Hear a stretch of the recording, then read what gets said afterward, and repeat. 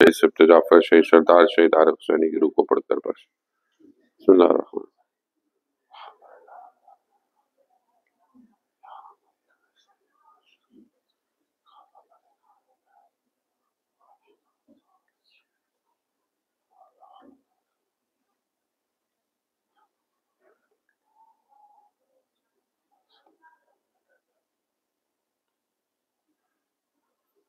امام زمانہ کی سلامتی کے لیے ایک دفعہ صلوات پیش اللهم صل على محمد وآل محمد وعجل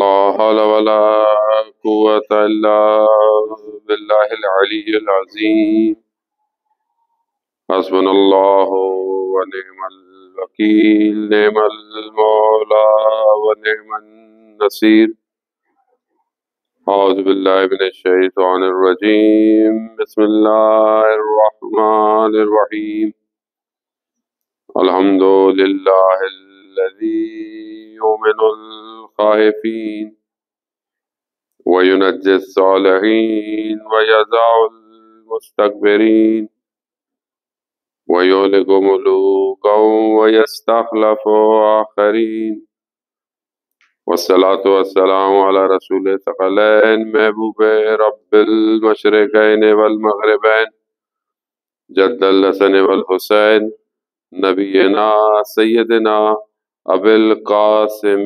محمد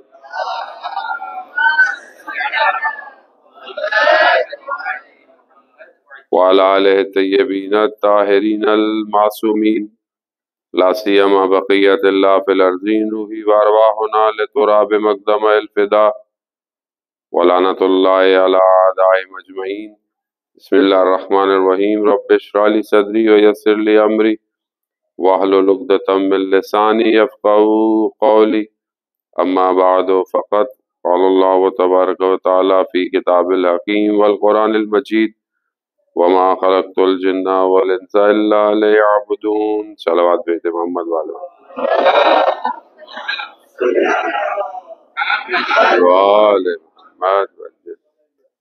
عزیزان محترم، ماہ مبارک ہے اور ماہ مبارک کی برکتیں رحمتیں یہی ہے کہ انسان جو ہے وہ اپنا دل عبادت میں لگاتا ہے، تلاوت قرآن میں کوشش کرتا ہے کہ بہرحال وہ اپنے روزے کی حفاظت کرے۔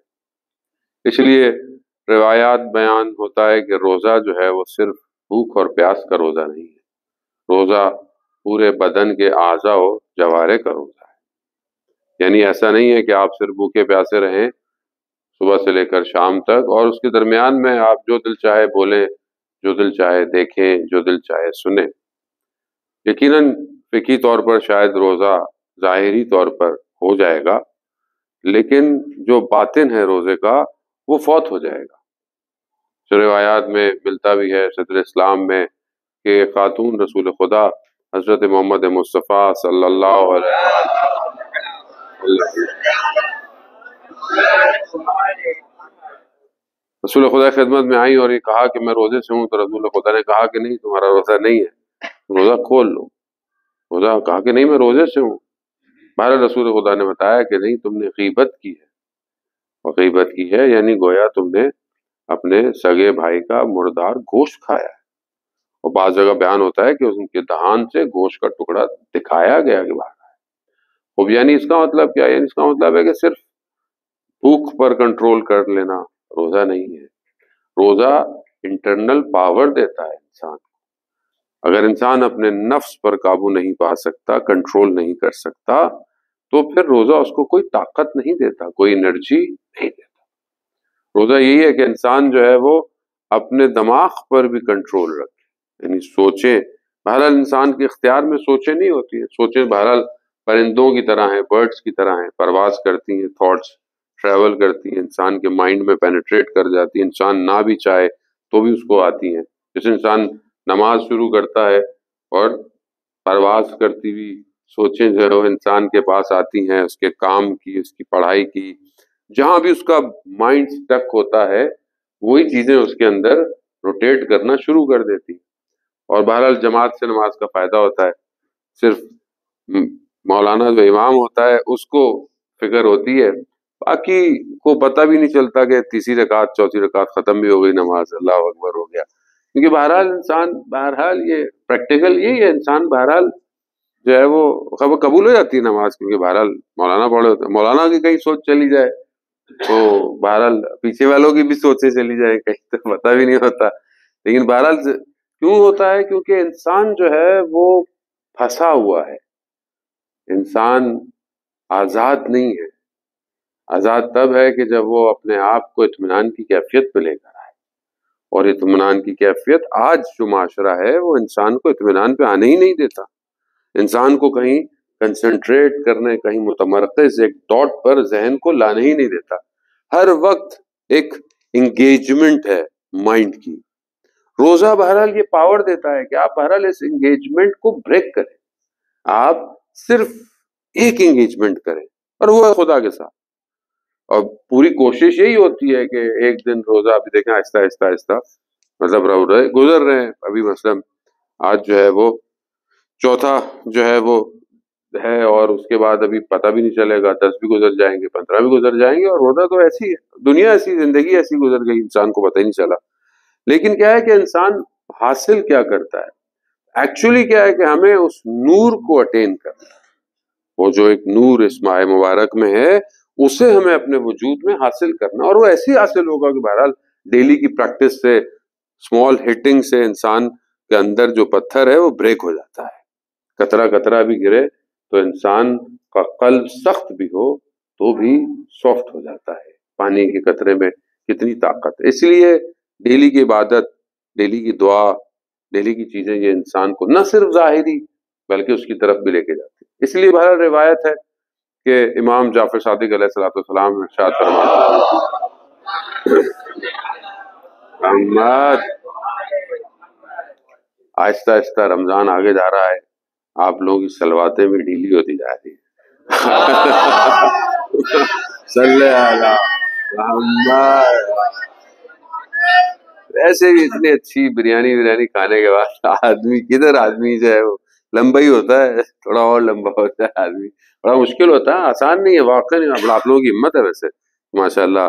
کھا پی کے ماشاءاللہ دعا بھی سننی ہے، فرینچ میں لیکچر بھی سننا ہے، پھر ہماری بھی سننی ہے، کچھ کو سمجھ میں بھی نہیں آتی ہماری، پھر بھی ماشاءاللہ وہ سن رہے ہیں.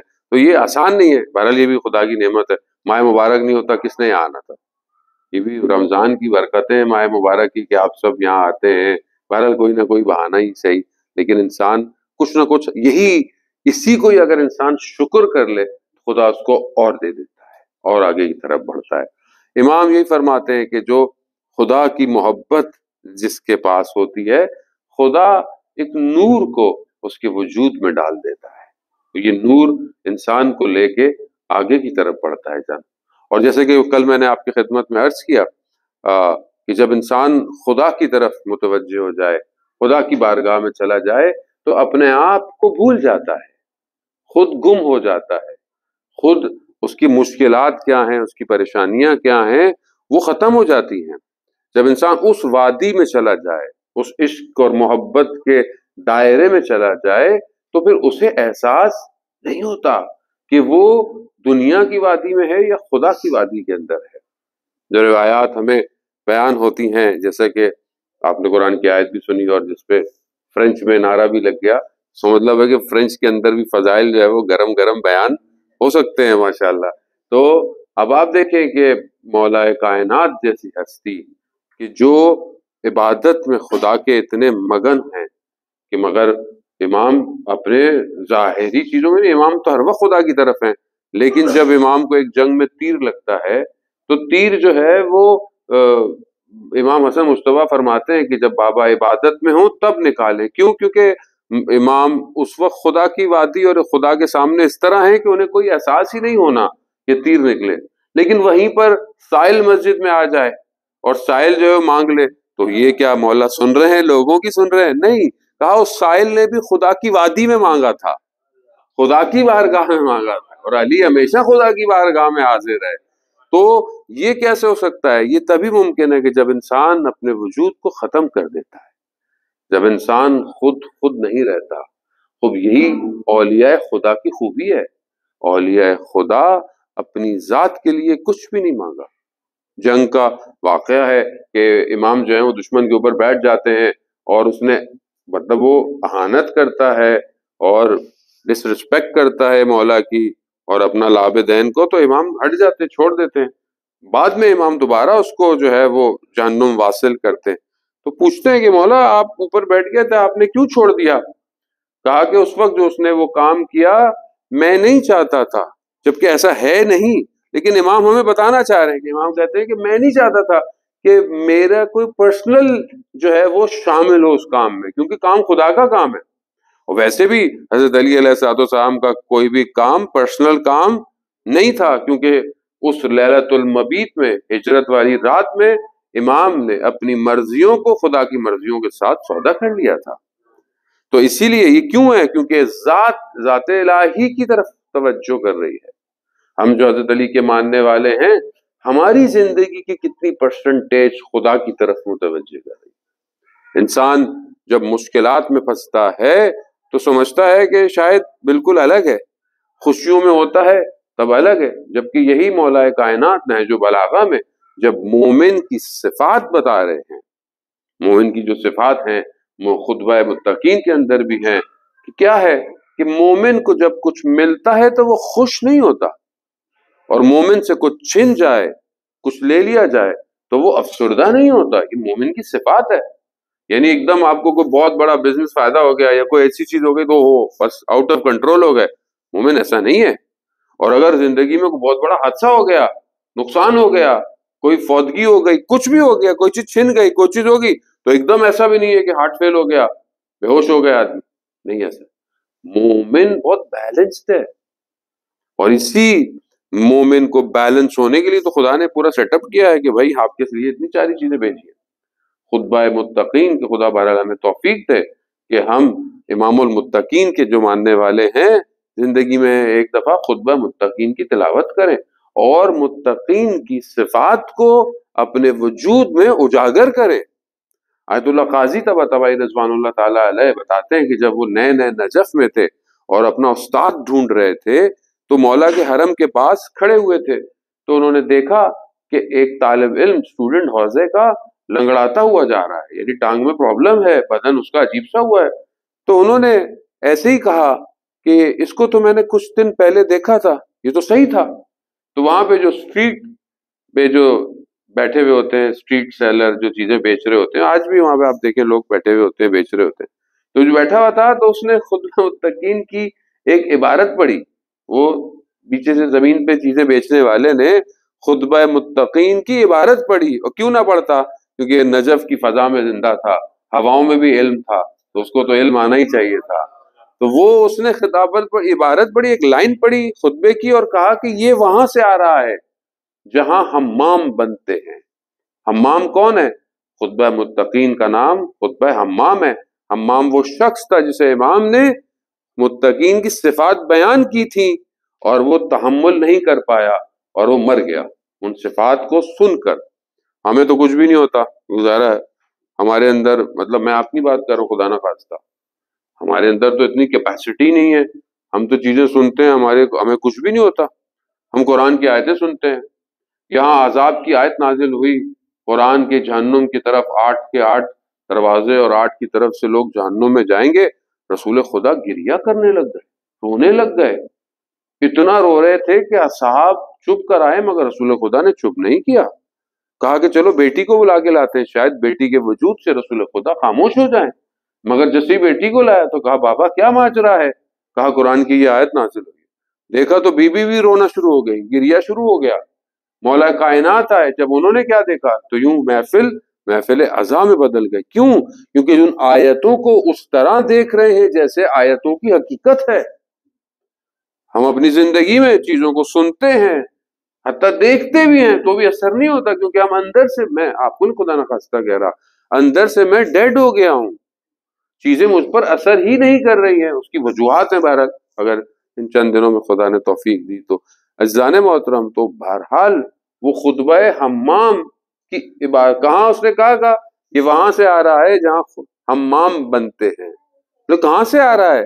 ملا کلی حسین ہمدانی کے درس سے، کہ جہاں پر ولی بنتے تھے، یعنی گفتگو ایسی تھی کہ بدن کی ہڈیاں ٹیڑھی ہو جاتی تھی، اثرات مرتب ہوتے ہیں۔ ظاہر ہے جب نفس گرم ہو کہنے والا تو اس کا ایک جملہ سامنے والوں کے نفسوں کو توڑ دیتا ہے۔ وہ تبھی ممکن ہے جان محترم کہ جب انسان عشق الہی میں گرفتار ہو جائے، اور عشق الہی ایسا ہی ہے کہ جب انسان آگ کے پاس سے بھی جائے اور جل جائے تو اسے احساس نہیں ہوتا۔ حضرت ابراہیم علیہ السلام کون ہیں؟ خلیل اللہ ہیں، اللہ کے دوست ہیں، کتنا بڑا مرتبہ ہے، کتنا بڑا رتبہ ہے، اور آگ لگائی گئی حضرت ابراہیم کو اس آگ میں پھینکنے کے لیے، اتنی زیادہ آگ تھی کہ ویسے نہیں پھینک سکتے تھے، دور سے میکینزم، آج کے دور کے حساب سے تو میکینزم ہی تھا کہ وہ ایک چیز تھرو کرنے کے لیے کہ ان کو تھرو کیا جائے، اتنا دور تھی آگ، اور آگ ایسی تھی نمرود نے لگائی تھی۔ لیکن جب آگ کی طرف جا رہے ہیں حضرت جبرائیل آتے ہیں، کہا کہ حضرت ابراہیم سے کہ کوئی حاجت ہے؟ کہا نہیں۔ کہا کیوں؟ کہا میرا رب دیکھ رہا ہے۔ اللہ، قربت اتنی ہے کہ ابراہیم کو آگ جلتی ہے تو جلائے، اگر ابراہیم صرف اپنے رب سے مانگے گا۔ وہ کہ حضرت جبرائیل بھی اللہ ہی کی طرف سے آئے ہیں، مگر بعض جگہ معاملے ایسے ہوتے ہیں کہ درمیان میں کوئی رابطہ نہیں ہوتا۔ تبھی تو رسول خدا جب معراج پر گئے اور ایک ایسا مقام آیا، حضرت جبرائیل نے کیا کہا؟ یا رسول اللہ، میں اس سے آگے اگر گیا تو میرے پر جل جائیں گے۔ یعنی یہ قرب ہے صرف اللہ اور اس کے حبیب کے درمیان میں، جہاں کوئی اور نہیں آ سکتا۔ یہ قرب ہی تو ہے کہ جس کے لیے اللہ نے ان ملائکہ کے ذریعے سے اس پیغام کو بھیجا اور انبیاء کو بھیجا۔ اور آپ دیکھیں کہ پھر جیسے ہی حضرت ابراہیم اس آگ میں گئے تو خدا نے آگ کو کہا، آگ کا کام کیا ہے؟ جلانا، برن کر دینا۔ لیکن خدا نے، میر داماد جو بہت بڑے فلاسفر ہیں، وہ کہتے ہیں کہ خدا نے آگ سے اس کی حاکمیت کو، اس کی جو کوالٹی تھی برننگ کی، وہ خدا نے چھین لی اور اسے سلامتی میں کنورٹ کر دیا، یعنی ٹھنڈا بھی کیا اور سلامتی کے اندر بھی کر دیا۔ خوب عشق ہے، جب عشق اور محبت ہو جائے تو پھر جلنا معنی نہیں رکھتا، پھر جل جائے تو جل جائے، وہ بدن ہے، بدن جل بھی جائے تو کیا ہوگا؟ عزیزان محترم، اب یہی ہے، یہیں سے آپ اس چیزوں کو کمپیئر کریں کہ کیا وجہ تھی کہ جب حضرت یوسف علیہ السلام جمال الہی ہیں کہ جب زلیخا اس جمال کو دیکھتی ہے تو وہ کنٹرول نہیں کر پاتی، اور مصر کی خواتین زلیخا پر اعتراض کرتی ہیں کہ یہ تمہیں کیا ہو گیا ہے، اس کو تو تم نے اپنے گھر میں پالا ہے، بچوں کو تمہیں کیا ہے؟ اس نے بتا تمہیں نہیں پتا یوسف کیا ہے، تو اس میں کیا ہے؟ کہا میں تمہیں یوسف دکھاتی ہوں، یوسف کیا ہے۔ جان ایلیا شاعر تھے، کہتے تھے اپنے بھائی کو، وہ ان کے بھائی بھی بہت بڑے شاعر تھے اور میر تھے، تو کہتے تھے تشنا کامی کی سزا دو تو مزہ آ جائے، تم ہمیں زہر پلا دو تو مزہ آ جائے، اور تم بھی کبھی زلیخا کی طرح کچھ حسینوں سے ملا دو تو مزہ آ جائے۔ تو یہ کہتے تھے کہ زلیخا نے مصر کی خواتین کو جمع کیا، حضرت یوسف کو بلایا گیا اور کیا کہا کہ سب سے سخت پھل کیا ہے؟ انار ہے، انار دیا اور چاقو دیا، کہا کہ جب یوسف پر نگاہ پڑے تو انار کو کاٹ لینا۔ جب وہ جمال الہی آیا تو یہ پتہ ہی نہیں چلا کہ پھل کٹ رہا ہے یا انگلیاں کٹ رہی ہیں۔ یہی یوسف زہرا کربلا میں تھا۔ امام سے پوچھا لوگوں نے کہ جو لوگ اصحاب تھے آپ کے جد کے، کیا ان کو تکلیف ہو رہی تھی؟ کہا نہیں، وہ اپنے امام کو دیکھ رہے تھے، ان کی گردنیں کٹتی رہی، ان کے بدن کے اعضاء کٹتے رہے، انہیں پتہ نہیں چلا۔ کیوں؟ کیونکہ یہاں یوسف زہرا تھا۔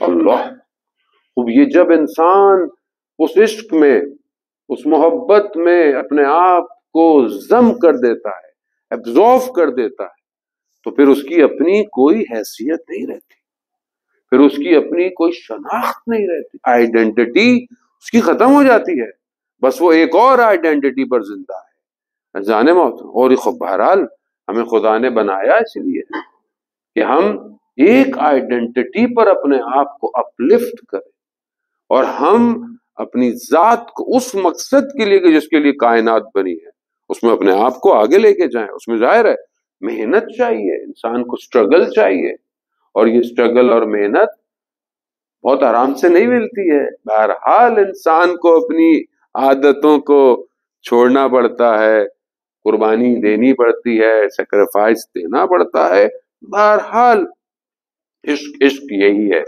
اور یہی عشق ہے جو انسان کو آگے کی طرف لے کے جاتا ہے جانے موت۔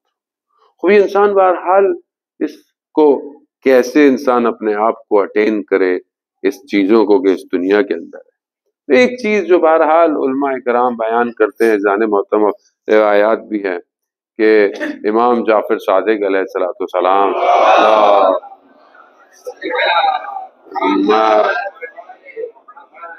امام فرماتے ہیں ایک دفعہ ان کے والد یعنی ان کے جد پانچویں جو امام تھے، ان کی سواری جو ہے وہ اچانک سے کہیں جا رہے تھے تیار ہونے، اور جو سواری ہے گھوڑا ہے یا کوئی اور سواری ہے وہ ایک اچانک سے غائب ہو گئی۔ ابھی امام نے جانا ہے، تیار ہیں، اور آگے سواری نہیں مل رہی، تو امام نے خدا کہا کہ اب مجھے پروردگار میری سواری مل جائے، میں تیری ایسی حمد کروں گا جو میں نے پہلے کبھی نہیں کی ہوگی۔ اب لوگ کہتے ہیں کہ پتہ نہیں امام کیسی حمد اور ثنا کریں گے خدا کی، اس کا مطلب ہے کہ آج امام کا سفر کینسل ہو گیا۔ لوگوں نے یہ سوچا جو اعتراض کہ اب تو امام کمرے میں بیٹھیں گے اور کئی گھنٹے تک حمد و ثنا کریں گے۔ تھوڑی دیر بعد سواری واپس آ گئی صحیح و سالم، تو گھوڑا ہے یا قاطر ہے یا اونٹ ہے واپس آ گئے، دیکھا کوئی پرابلم۔ امام نے اس سواری پر بیٹھے اپنے ابا کو سمیٹا، آسمان کی طرف اپنے چہرے کو کیا اور کہا الحمدللہ، اور سواری چلنا شروع ہوئی۔ لوگ پریشان کہ بس یہ تو امام نے کہا تھا کہ میں تو ایسی حمد اور ثنا کروں گا جو میں نے پہلے کبھی نہیں کی۔ تو علماء بیان کرتے ہیں روایات یہ کہ صرف الحمدللہ کہہ دینا، اور یقیناً اگر انسان صبح اور شام کو الحمدللہ رب العالمین کہہ دے گویا اس نے خدا کی حمد و ثنا کی ہے۔ خوب کتنا آسان ہے، بہرحال اب ہم میں سے بہرحال کتنے ہمیں توفیق ہوتی ہے کہ ہم الحمدللہ کھانے کے بعد کہیں، الحمدللہ کوئی نعمت کے بعد کہیں، الحمدللہ عبادت کے بعد کہیں تیرا شکر پروردگار تو نے مجھے سجدے کی توفیق دی، تیرا شکر پروردگار آج دن گزر گیا، بہرحال تیری عبادت میں گزرا۔ صبح اٹھ کر انسان الحمدللہ کہہ دے، وہ ضروری نہیں ہے کہ آپ ساری جملوں کو بیان کریں، ایک الحمدللہ کہہ دے انسان، وہ یہ پریکٹسنگ ہے۔ یہ حمد جو ہے یہ حمد کئی چیزوں کو کھولتی ہے جانے محترم۔ امام سجاد علیہ السلام اللہ صلی علی محمد، امام صحیفہ سجادیہ میں جہاں بہرحال بہت ساری دعائیں ہیں، خدا میں توفیق دے ان کو پڑھنے کی، امام جو ہے وہ ایک دعا میں کہتے ہیں کہ پروردگار مجھے ایسی حمد کرنے کی توفیق دے جو میرے لیے عالم برزخ کو روشن کرے، یعنی ان کے اندھیروں کو ختم کریں، میرے لیے ان اندھیروں کو روشن کریں جو اندھیرے ہیں۔ وہ عالم برزخ کیا ہے، یعنی ایک حمد کیا کر سکتی ہے؟ آپ جانتے ہیں کہ عالم برزخ وہ جگہ ہے جو انسان بہرحال مرنے کے بعد قیامت تک رہے گا۔ قرآن میں کئی جگہ برزخ کا ذکر ہے، اور ایک جگہ پر حقیقی معنوں کے اندر بھی ہے کہ لوگ قیامت میں برزخ سے اٹھائے جائیں گے۔ اب یہ برزخ جو ہے وہ کیا ہے، یہاں پر انسان جو ہے وہ کس طرح ہے؟ بہرحال معصومین سے سوال بھی پوچھا لوگوں نے، معصومین نے جواب بھی دیا کہ برزخ بہرحال مثال ہے۔ علماء بھی قبر کو دو طریقوں میں ڈیوائیڈ کر، ایک قبر فقہی ہے جو انسان قبر کے احکام ہیں، قبر میں ڈالنا ہے، یہ ساری چیزیں، اور ایک قبر جو ہے وہ قبر برزخی ہے، کیونکہ بدن تو ظاہر ہے تھوڑے عرصے میں گوشت ختم ہو جاتا ہے، ہڈیاں رہ جاتی ہیں، مگر انسان کا وجود تو رہتا ہے. جیسے میں نے کل آپ کی خدمت میں جو ہے وہ واقعہ پیش کیا اور کہ عالم برزخ میں گئے اور وہاں سے واپس آئے، تو اس کا مطلب ہے کہ عالم برزخ ہے. مومن کے لیے جنت کے باغوں میں سے ایک باغ ہے، اور کافر کے لیے جہنم کی جو آگ ہے اس نے احاطہ کیا ہوا ہے. عالم برزخ کھڑکی سمجھ لیں کہ جہنم کی قبر کی طرف کھلتی ہے. روایات یہی کہتی ہیں کہ شخص جو ہے وہ معصوم کی خدمت میں ہے اور پوچھ رہا ہے کہ ہمارا کیا ہوگا، میں گناہ گار ہیں، خطا کار ہیں، تو امام فرماتے ہیں کہ قیامت میں رسول خدا اور ان کے وصی کے ذریعے سے تمہاری شفاعت ہو جائے گی، یعنی تمہیں شفاعت کریں گے، تمہارے گناہ بخش دیے، مگر امام کے جملے، معصوم کے جملے، مگر میں تمہارے برزخ سے جو ہے وہ خوف کھاتا، یعنی تمہارے برزخ سے ڈرتا ہوں کہ تمہارے برزخ میں کیا ہوگا. یعنی گویا عالم برزخ کو خود صحیح کرنا ہے. اور ایسا نہیں ہے کہ روایتیں بیان نہیں کرتی کہ کوئی جب انسان واش روم میں ایسے جائے، سونا ایسے ہے، تو کیسے ہو سکتا ہے کہ عالم برزخ کی جو مشکلات ہیں ان کو حل نہ کرنے کے لیے معصوم نے کچھ چیز نہ کری. لیکن ہماری توجہ نہیں ہے. بہرحال میں زیادہ آپ کا وقت نہیں لوں گا، نہ ڈپریشن دوں گا آپ لوگوں کو بہت زیادہ عالم برزخ کی طرف. لیکن بہرحال لوگ ویسے بھی کہتے ہیں کہ مولانا برزخ کی بہت باتیں کرتے ہیں، ہمیں ڈر بھی لگتا ہے. تو بہرحال جب معصوم کہہ رہے ہیں کہ میں ڈر رہا ہوں، ہمیں بھی تھوڑا بہت ڈرنا چاہیے، مطلب بالکل بھی ریلیکس نہیں ہونا چاہیے. بعض اوقات چھوٹی چھوٹی چیز پکڑی جائے گی، بعض اوقات بڑی سے بڑی چیز انسان کو نہیں پتا ہوتا. یہ بہت ساری ایسی کتابیں ہیں جو علماء کرام نے، شیخ بھائی نے، انہوں نے بھی بیان کی ہیں کتابوں کے. مناز الاخرہ کتاب ایسی ہے کہ جس کے اندر اس طرح کے واقعات بہت اوتھینٹک پائے جاتے ہیں. مطلب ایک شخص کی قبر میں وہ کچھ واقعہ تو لانی ہے، کئی دفعہ آپ نے بھی سنا ہوگا، قبر میں جاتے ہیں اور دیکھتے ہیں کہ بڑی اچھی قبر ہے، باغ ہے، اسے پوچھتے ہیں کہ تم کون ہو، کیا ہو. بہرحال وہ دیکھتے ہیں کہ سب کچھ اچھا ہے لیکن اس کو تکلیف ہو رہی ہے تھوڑی تھوڑی دیر میں. تو پوچھتے ہیں کیا ہو گیا؟ کہا میرے پاؤں میں ایک جو بچھو ہے مجھے کاٹتا ہے. کہا اتنا سب کچھ صحیح ہے؟ کہا ہاں یہ مجھے کاٹتا رہے گا، قیامت تک کاٹتا رہے گا قبر میں. یعنی باغ میں رہ رہا ہے، قبر اچھی ہے، سب کچھ ہے، مگر ایک بچھو کاٹ رہا ہے قیامت تک. تو کہا کیا ہے، ہم کچھ کر سکتے ہیں؟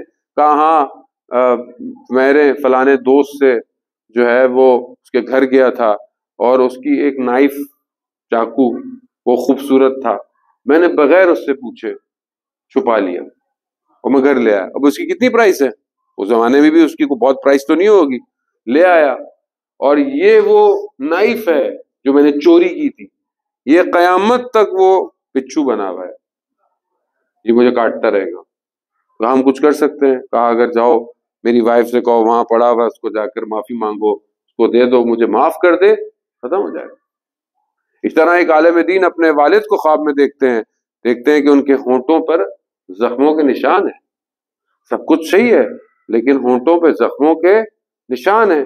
کہا بابا یہ ہونٹوں پہ کیا ہے آپ کے؟ کہا کیونکہ میں ایج میں آپ کی مدر سے بڑا تھا، تو جو بھی میں کہتا تھا وہ کچھ کہتی تو تھی نہیں مجھے، لیکن میں ان کو ایسے ورڈز، ایسے چیزیں استعمال کرتا تھا جس سے ان کو تکلیف ہوتی تھی، لیکن وہ مجھے کچھ کہتی نہیں تھی.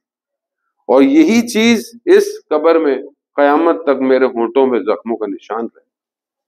تو وی ڈونٹ کیئر ایکچولی، ہم تو اپنی بات میں کیئر بھی نہیں کرتے. کوئی جملہ کسی کو پھینک دیا مذاق میں، 2-3 دوست بیٹھے ہوئے ہوتے ہیں، ایک کا مذاق اڑاتے رہتے ہیں، کیا پتا اس کا دل ٹوٹ جائے. کمیونٹی میں کسی کے ساتھ ہم کچھ کہہ دیں، اس کا دل ٹوٹ جائے، اور یہ بات مذاق، بعض اوقات انسان مذاق کر رہا ہوتا ہے، مطلب جو کر رہا ہوتا ہے، لیکن some time it's continue, some time it hurts someone, اور یہ اس کو جب اس کا دل ٹوٹے گا تو یہ چیز عالم برزخ میں آپ کے لیے مصیبت کا باعث بن جائے گی. ایک منہ سے نکلا ہوا جملہ قبر میں آپ کی پکڑ بن جائے گی. تو خوب انسان اپنی قبر کو کیسے بچائے؟ خوب یہ اور چیزیں. اب دوسری طرف انسان اپنی قبر کو روشن کیسے کرے؟ روایات کہتی ہیں عزیزان محترم کہ قبر میں یقیناً مشکلات ہوں گی. ایک خوبصورت چہرہ کا شخص کوئی آئے گا اور آپ کا ہاتھ پکڑ کے رکھے گا اور قیامت تک آپ کو خوف سے بچا کے رکھے گا. اور جب قیامت آئے گی تو جا رہا ہوگا, آپ پوچھیں گے اس سے کہ تم کون ہو کہ تم نے اتنا میرے پر کرم کیا. کہا میں وہ خوشی ہوں جو تم نے مومن کے دل میں ڈالی تھی. خوب یہ ادخال السرور یہ جو ہے یہ صرف پیسے سے نہیں آتا. یا آپ کوئی مومن کو آپ کہتے ہیں جو خوش کرنا ہے, میں کیسے خوش کروں, اور اس کو گھر دلا کے دے دیں. اور ضروری نہیں کہ آپ اس کو گھر دلا کے دیں, اس کو گاڑی دلا کے دے دیں, بولے یار میں اپنا آئی فون دے دوں چلو خوش ہو جائے گا شاید. وہ ضروری نہیں ہے, ہو سکتا ہے کوئی چھوٹی سی چیز آپ کی اس کو دے خوش ہو جائے, وہ مومن ہے.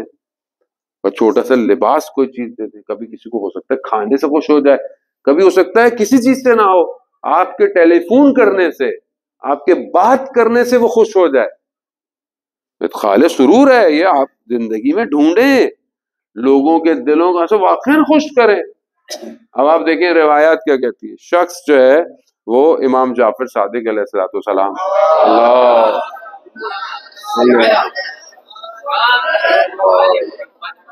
امام کی خدمت میں آتا ہے, بصرہ کا غالباً رہنے والا ہے یا حواس کا رہنے والا ہے. مولا خدمت میں آتا ہے, کہتا ہے مولا میں فلانی جگہ کا رہنے والا ہوں, وہاں بہرحال میرا بزنس نہیں چلا, اس دفعہ کاروبار مشکلات تھی, لیکن وہاں پہ مجھے ٹیکس جو مالیات پے کرنی ہوتی ہیں, تو وہ گورنر جو ہے اس جگہ کا وہ آپ کا چاہنے والا ہے, آپ کو مانتا ہے. تو اگر کچھ لکھ دیں گے تو وہ میرے سے اس سال جو ہے وہ ٹیکس جو ہے وہ مجھے معاف کر دے کہ میرا بزنس نہیں ہوا اس سال. تو امام کہتے ہیں مسئلہ نہیں ہے. امام اس کو لیٹر لکھتے ہیں اور لیٹر پہ کیا لکھتے ہیں کہ بہرحال یہ بندہ ہے, اس کو خوش کر دو, بس یہ کہہ کر اس کو وہ جاتا ہے. جب اسے پتہ چلتا ہے کہ امام کا کوئی قاصد آیا ہے, امام کا کوئی لیٹر لے کے آیا, تو ننگے پاؤں دوڑتا ہوا آتا ہے, دیکھتا ہے امام کے خط کو پکڑتا ہے, لیٹر کو پکڑتا ہے, چومتا ہے, اس کو چومتا ہے, اس کو اندر بلاتا ہے, کھولتا ہے, امام کی ٹیکسٹ کو دیکھتا ہے, پھر اس سے پوچھتا ہے میں تمہیں کیا چاہتے ہو تم. تو کہا کہ میرا یہ مسئلہ ہے. تو اسی وقت اپنے جو بھی آفس کا جو بھی اس زمانے میں سسٹم ہوتا ہوگا بندے کو بلاتا ہے, جو بھی جہاں لکھا ہوتا ہے کہا اس کا سب یہ ختم کر دو, معاف کر دو. پھر اپنے منشی کو بلاتا ہے جو اس کا اپنا پرسنل ہوتا ہے, کہا کہ میری جو جائیداد ہے اس کو 2 حصوں میں تقسیم کرو اور ایک حصہ جو ہے وہ اس کو دے دو. اور وہ بتاؤ اس کو تو وہ عجیب سا ہو جاتا ہے. پھر جس کارپیٹ پر وہ کھڑا ہوا ہوتا ہے کہا اس کو بھی لپیٹو کیونکہ اس پر یہ خط لے کر آیا تھا, اس کو بھی اسے دے دو. اسے پوچھتا ہے تم خوش ہو گئے؟ کہا میں تو بہت خوش ہو گیا. عزیزان محترم, جب کچھ عرصے کے بعد وہ شخص دوبارہ امام کی خدمت میں جاتا ہے اور امام سے کہتا ہے کہ مولا اس نے مجھے بہت خوش کیا, تو امام فرماتے اس نے صرف تمہیں خوش نہیں کیا, اس نے ہمیں بھی خوش کیا. خوب یہ ادخال سرور یعنی اپنے مومن بھائی کو خوش کرنا. اور سب سے پہلی ذمہ داری تو انسان کے اپنی سراؤنڈنگز میں ہے, اس کی فیملی میں ہے, اس کے بہن بھائیوں میں ہے, دوستوں میں ہے, کزنس میں ہے, رشتہ داروں میں ہے, نیبرز میں ہے. بہرحال آپ کے نیبرز ہیں, سلمان ہے, بہرحال مطلب آپ کبھی کوئی چیز دے دیں, کوئی کھانا کبھی گفٹ دے دیا, تو وہی بہرحال آپ کے سب آرڈینیٹس ہیں, کوئی کام کرتا ہے, کوئی کہیں بزنس کرتا ہے, کسی کو آپ نے خوش کر دیا. خوب یہ خوشی قبر کے اندر خوبصورت انسان بن کے آئے گی, اور یہ آپ کو ان سب مشکل مرحلات میں آپ کا ہاتھ پکڑ کے رکھے گی اور کہے گی کہ ڈرو مت, میں تمہارے ساتھ ہوں. خوب یہ بہرحال ہم چاہیں تو اپنی قبروں کو روشن کر سکتے ہیں. البتہ سب سے زیادہ جو مشکلات قبر کی ہیں وہ زبان کی وجہ سے, اور زبان کیونکہ بہرحال انسان بہرحال ہمیں چاہیے کہ ہم کتابیں پڑھیں, اور گناہ کبیرہ جو شہید دستغیب کی کتاب ہے اس میں زبان کے گناہوں کو بیان کیا گیا.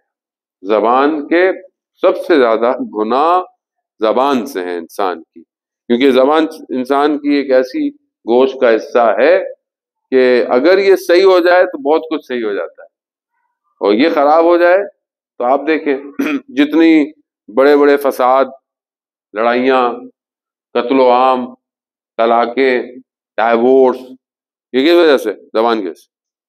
اگر یہ زبان خاموش ہو جائے، کہیں چپ ہو جائے، برداشت ہو جائے، تو کتنا اس کی وجہ سے میٹر سالو ہو جاتا ہے. لیکن آدمی گھر میں جاتا ہے تو ادھر بھی زبان ادھر بھی زبان، دونوں زبانیں چل رہی ہوتی ہیں. کہیں ایک اگر خاموش ہو جائے تو کتنا آپ دیکھیں کتنا میٹر جو ہے وہ سالو ہوتا ہے. تھوڑی دیر بعد آدمی دیکھتا ہے بہرحال، کیونکہ آدمی انسان بہرحال قوہ غضب جو ہے وہ انسان کا غصہ جو ہے بہرحال وہ بھی نیچرل ہے، بٹ اس کو اگر آپ نے روٹیٹ نہیں کیا، اس لیے کہتے ہیں کہ جب انسان کنٹرول نہ کر پائے تو بہتر انسان خاموش رہے. اور یہ صفات ہیں جان محترم، خاص طور پر اسپرچل اپ لفٹنگ کے اندر، کہ انسان اگر چاہتا ہے اسپرچولی اپنے آپ کو اسٹرانگ کرے تو وہ بہت زیادہ بردبار ہوتا ہے. اس کے اندر علم، یعنی اس کے اندر ایک خاموش اوشین پایا جاتا ہے. جیسے آپ دیکھیں کہ کناروں پر سمندر کے ویوز ہیں، مگر سینٹر میں کیا ہے؟ سائلنس ہے. کتنا گہرا ہے؟ سائلنس ہے. وہ انسان کو اسی کریکٹر کو اپنے اندر پیدا کرنا، اور یہی چیز اس کی پرسنالٹی ڈیولپمنٹ ہے. انسان ہر چیز پر اگر رپلائی کرنا شروع کر دے تو دنیا میں بھی کامیاب نہیں، ظاہری طور پر بھی لاس ہے. اور اگر پرسنل اور اسپرچل ڈیولپمنٹ چاہتا ہے تو بھی اسے اپنی زبان کو خاموش رکھنا. جیسے میں نے آپ کی خدمت میں عرض کیا تھا پہلے بھی، آیت اللہ عظمہ بہجت جیسی شخصیت کہ جہاں اس مقام پر پہنچی ہیں اس میں حکمت ہے. اور وہ کیا ہے کہ جب انسان روایات ہے، جب انسان نہج البلاغہ کی حکمتیں ہیں کہ جب انسان کم بولتا ہے یا ضرورت کی وجہ سے صرف بولتا ہے تو خدا اس کے قلب سے علم کے حکمت کے چشمے جاری کر دیتا ہے. جب انسان کم بولتا ہے، وہ آیت اللہ عظمہ بہجت سے خاموش کے روزے رکھے. اب یہاں تو انسان کو ساری باتیں بھی کرنی ہے، ساری سٹوریاں بھی سننی ہے، سارے گوسپس بھی سننے ہیں، فارورڈ بھی کرنے ہیں. تو یہ بھی ضروری ہے نا، میں سب سے پہلے فارورڈ کروں کہ پیچھے نہ رہ جاؤں. آج کے زمانے میں زبان آپ کی انگلی ہے، ٹچ. فارورڈ یہ زبان ہے، یعنی آپ نے جو چیز فارورڈ کی گویا آپ نے یہ بات بتائی ہے دوسرے کو. اب یہ بات اگر پرانک ہے، یہ بات خدا نہ خواستہ کو غلط ہے، کوئی تصویر ہے، کوئی جوک ہے، کوئی لطیفہ ہے، تو آپ کیا ہیں؟ آپ اپنے آپ کو خدا نہ خواستہ حماقت میں لے کے جا رہے ہیں، احمقوں کی طرف لے کے جا رہے ہیں. اور حماقت آہستہ آہستہ قلب کو مردہ کر دیتی ہے. اور جب انسان کا دل مردہ ہو جائے، ڈیڈ ہو جائے، تو ظاہر ہے پھر آپ اس کے سامنے بڑی بڑی باتیں کرتے رہیں، کوئی فائدہ نہیں ہونا، کیونکہ اندر ریئر ہے. تو بہرحال ایک حمد اور ثنا یعنی خدا کا شکر کرنا انسان کی برزخ کو روشن کر سکتا ہے.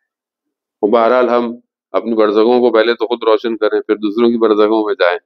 لیکن ہم اپنی زیادہ دوسروں کی فکر زیادہ ہوتی ہے دنیا میں بھی اور آخرت کے لیے. بہرحال کوشش کریں اس مہینے میں اتنا بولیں جتنا ضرورت، مطلب ٹرائی تو کر سکتا ہے. آپ بولیں کہ کبھی زندگی میں ہونا پاسبل ہی نہیں ہے، وہ پاسبل تو کوئی بھی چیز نہیں ہے، but you have to make possible things. اگر آپ 5 days کا پیکج بنائیں، 5 days کا اس طرح بنائیں، کیونکہ بہرحال ماہ مبارک رمضان کی جو بلیسنگ ہیں وہ بغیر پلاننگ کے حاصل نہیں ہو سکتی ہے.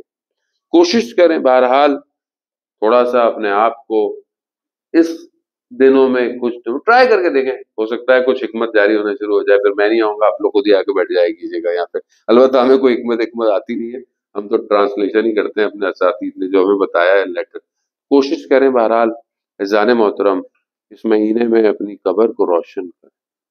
آپ کی قبر روشن ہو جائے گی تو آپ دوسروں کو بھی روشنی کی طرف لے کے جائیں گے. لیکن اگر انسان خود اندھیروں میں ہے تو کہاں دوسروں کا ہاتھ پکڑے گا؟ بڑی ذمہ داری ہے کہ وقت کے امام کو روشن قلب چاہیے، دل چاہیے. کہ جیسے بہرحال کل سوال بھی کیا تھا کسی نے وہاں پہ کہ بہرحال ہمیں آواز کیسے آئے گی؟ آواز امام کی تبھی آئے گی جب قلب روشن ہوگی. موبائل روشن ہونے سے امام کی آواز نہیں آئے گی، موبائل آن ہونے سے نہیں. آپ کا انٹرنل سسٹم کتنا اسٹرانگ ہے، ہم نے کتنا اپنے آپ کو وائرسز سے بچایا ہوا ہے. اور یہ تبھی ممکن ہے کہ جب آپ انسان اپنے قلب کو صاف کرے گا، اپنے اس کے اندر اخلاص پیدا کرے. عبادت چاہے تو ایک سجدہ، تھوڑی دیر کا سجدہ، مگر خالص خدا کی خاطر. کوشش کریں، پریکٹس کریں اس رمضان میں کہ سجدہ، بہرحال یہاں پہ تو بہرحال نہیں ہوگا، اتنا ٹائم ہوتا ہے بہرحال، لیکن یہ کہ آپ گھر میں نماز پڑھتے ہیں، فجر کی پڑھتے ہیں، سحر میں پڑھتے ہیں، اور کوشش کریں جوان خاص طور پر اس مہینے میں تہجد پڑھیں سحر میں اٹھ کے، اور ایک سجدہ شاید 1 منٹ کا ہو، 1 منٹ، بٹ 1 منٹ آپ کی کنسنٹریشن اونلی گاڈ، بس باقی ساری چیزیں کاٹ دیں، کوئی بھی چیز دنیا کی رکتی نہیں ہے، نیور اسٹاپ، لیکن اگر آپ کا کنیکشن تھرو ہو گیا تو پھر آپ ساری چیزوں کو خود کنٹرول کر سکتے ہیں۔ وآخر الدعوانا والحمد للہ رب العالمین۔ پروردگار تو رحمان ہے، تو رحیم ہے، تو جہنم کی آتش سے نجات دینے والا ہے۔ پروردگار تو نے خود ہی کہا ہے کہ تو اپنے بندوں سے محبت کرتا ہے، تجھے واسطہ اس محبت کا جس کی خاطر تو نے ہم سب کو خلق کیا ہے۔ امام زمانہ کے ظہور میں تعجیل عطا فرما، ہمیں ان کے ناصروں، ان کے مددگاروں میں شمار فرما، حاضرین مجلس محفل کی تمام جائز خواہشات کو پورا فرما۔ پروردگار ہم خطا کار ہیں، ہم گناہ گار ہیں، ہمیں اس ماہ مبارک مہینے میں ہمیں قرآن کی تلاوت کی توفیق عطا فرما، ہمیں قرآن کو سمجھنے کی، اس پر تدبر کرنے کی توفیق عطا فرما۔ پروردگار اس مہینے میں جو ہم عبادتیں کر رہے ہیں، روزے رکھ رہے ہیں، اسے اپنی بارگاہ میں قبول فرما۔ جو لوگ پریشان ہیں، مشکلات میں ہیں، خاص طور پہ وہ مسلمان ممالک جو اپنی مشکلات کو جھیل رہے ہیں کسی بھی حوالے سے، ان کی مشکلات کو موائے مبارک کے صدقے میں آسان فرما۔ مسلمان جو اپنی آزادی کی جنگیں لڑ رہے ہیں، انہیں کامیابی عطا فرما۔ پروردگار اپنے اس رحمت اور برکت کے مہینے میں صدقے میں پروردگار ہمیں ہمارے امام کے لیے تیار ہونے کی توفیق عطا فرما۔ ہمارے امام کو ہم سے راضی فرما، جو بیمار ہیں بیمار کربلا کے صدقے شفائے کاملہ اور عاجلہ عطا فرما، جو بے گناہ اسیر ہیں انہیں جلد سے جلد رہائی عطا فرما، ہمیں حج عمرہ اور زیارات کی توفیق عطا فرما، ہمارے مرحومین کی مغفرت فرما، ہمیں اس مہینے میں اپنی قبر کو، عالم برزخ کو روشن کرنے کی توفیق عطا فرما۔ اللہم ارزقنا زیارت الحسین فی الدنیا و شفاعتہ فی اللہ، صلوات محمد و آل